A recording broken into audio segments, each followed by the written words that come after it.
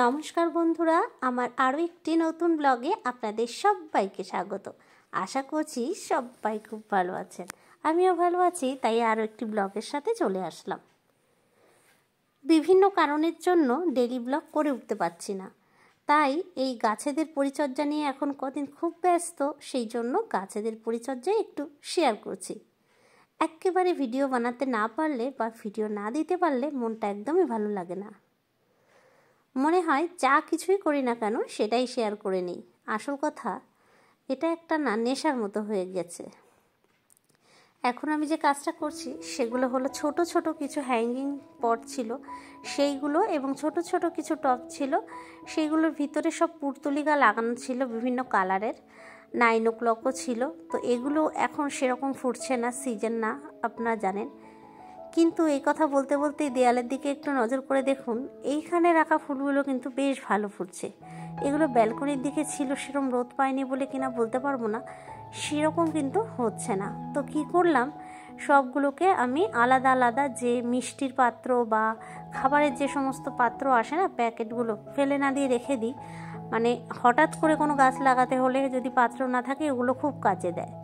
তো সেগুলোর মধ্যেই আপাতত আমি এগুলোকে লাগিয়ে নিচ্ছি। আর এই টবগুলোকে এখন খালি করছি এই জন্যই, কারণ আমার কাছে খুব বেশি টব নেই।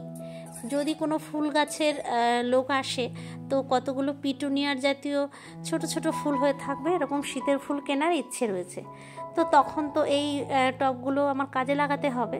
তো তার জন্য এই টবগুলোকে খালি করে রাখা। আর আমি একটা জিনিস করলাম, আমার এখানে রানী একটা হালকা একটা গোলাপি মতো একটা রয়েছে পর্তুলিকা, 9 o'clock, আর এখানে রয়েছে ইয়েলো কালার। তো কি করলাম, ওই রানী আর ইয়েলো, মানে রানীর মধ্যে ইয়েলো কালারের যে 9 o'clockগুলো অনেক বড় বড় মানে হয়ে গেছিলো ডালগুলো, সেগুলো কেটে কেটে রানীর মধ্যে লাগিয়ে নিলাম। আর প্রথমের দিকে মিক্স করিনি যখন লাগিয়েছিলাম, এখন ভাবলাম এবছর যখন ফুটবে তখন একসঙ্গে মিক্স করা থাকলে তখন কিন্তু ওই হলুদ আর রানীর যে মিক্সটা খুব ভালো লাগবে। কারণ আমি পরীক্ষা করে বিভিন্ন তো ভিডিওতে দেখাও যায়, বাট আমি এই যে এখানে দেখতে পাচ্ছেন আমার অপরাজিতা গাছের উপর দিয়ে দেখা যাচ্ছে একসাথে হলুদ আর গোলাপি যে 9 o'clock, বারবার ভুল হয়ে যাচ্ছে, 9 o'clock, এগুলো লাগিয়ে রেখেছি। দেখতে ভালো লাগছে বলে ভাবলাম সবগুলো মিক্স করে দিই। তো যে সমস্ত খাবারের পাত্র ফেলে দেওয়া এগুলো ছিল, ওগুলোকে সব আর কি টবের থেকে, ছোটো ছোটো টবের থেকে নিয়ে লাগিয়ে দিলাম। এই গাছগুলো শুধু এদের লাগালাম এই কারণেই নয়, একটু অর্ধেক মাঝে মধ্যে তুলে না লাগালে এগুলো একদম পচে যায়, গোড়াটা সরু হয়ে ঝরে পড়ে। তো গাছগুলো কিন্তু প্রায় নষ্ট হয়ে গেছে। ওই যে আমি টেনে টেনে বার করে দিচ্ছি, এগুলো শুকিয়ে গেছে।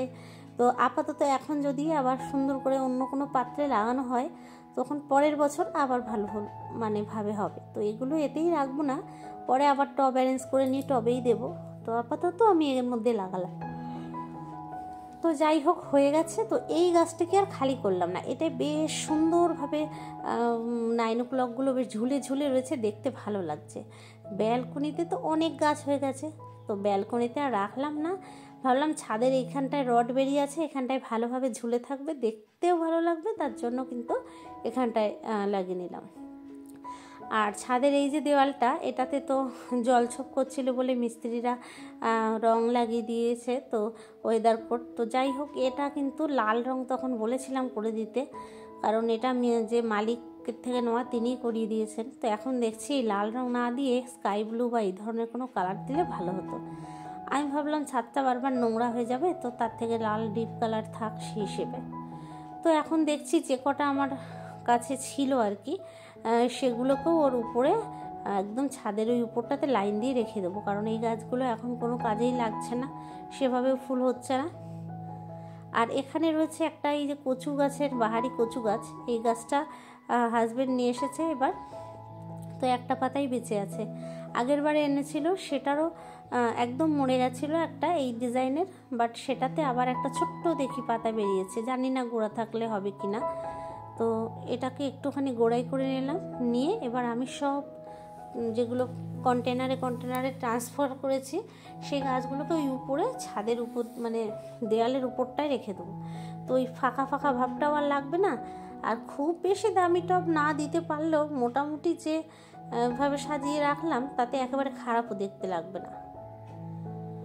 আসল কথা দামটা কিন্তু মেন না, আসল কথা হচ্ছে শখটাই মেন। শখটা যদি থাকে তাহলে অল্প বা কোনো ফেলে দেওয়া কোনো জিনিস বা অন্য কোনো কিছু ইউজ করেই আমরা আমাদের বাড়িটাকে বা ঘরটাকে ভালো করে কিন্তু সাজিয়ে নিতে পারি। এটাই আমাদের রুচির পরিচয়। কারণ প্রতিটা মানুষের লাইফস্টাইল, তার থাকার ধরন দেখেই তার রুচির পরিচয় পাওয়া যায়। এখানে আমি একটুখানি গাছ লাগাতে ভালোবাসি, ফুলের গাছ, অন্যান্য গাছ। তো ফুলের গাছ, অন্যান্য গাছ লাগানোর ইচ্ছেটা বলতে গেলে আমার ইউটিউবে আসার পর থেকে হয়েছে। ইনডোর প্ল্যান্ট সম্বন্ধে অত ভালো ধারণা বা ইচ্ছে কোনোটাই ছিল না। এবারে ফুল গাছের সাথে সাথে ওই জন্য ইনডোর প্ল্যান্টটাও ইউটিউবে আসার পরে আমার খুব ভালো লাগে বলে লাগিয়েছি। সেগুলো তো সব ব্যালকনিতে রয়েছে। আর এইগুলোতে এখানেই রেখে দিলাম, কারণ এগুলো উপরেই আপাতত থাক, বেঁচে থাক। পরের বছর যখন আবার সিজন আসবে তখন সুন্দর টব কিনে তাতে লাগিয়ে দেবো। আপাতত ছাদের দৃশ্য এটাই। তো চেষ্টা করলাম আজকের ভিডিওটাতে আমার গাছেদের নিয়ে কিছু শেয়ার করার। আমি সব রকম জিনিসই শেয়ার করি ডেলি ব্লগ, বাট কদিন হয়ে উঠছে না, তাই এরকম ব্লগ দিলাম। ভালো লাগলে দয়া করে আমার চ্যানেলটি সাবস্ক্রাইব করে আমার পাশে থাকতে পারেন। আর যদি ভালো লাগে ভিডিওগুলো একটা লাইক করে দেবেন।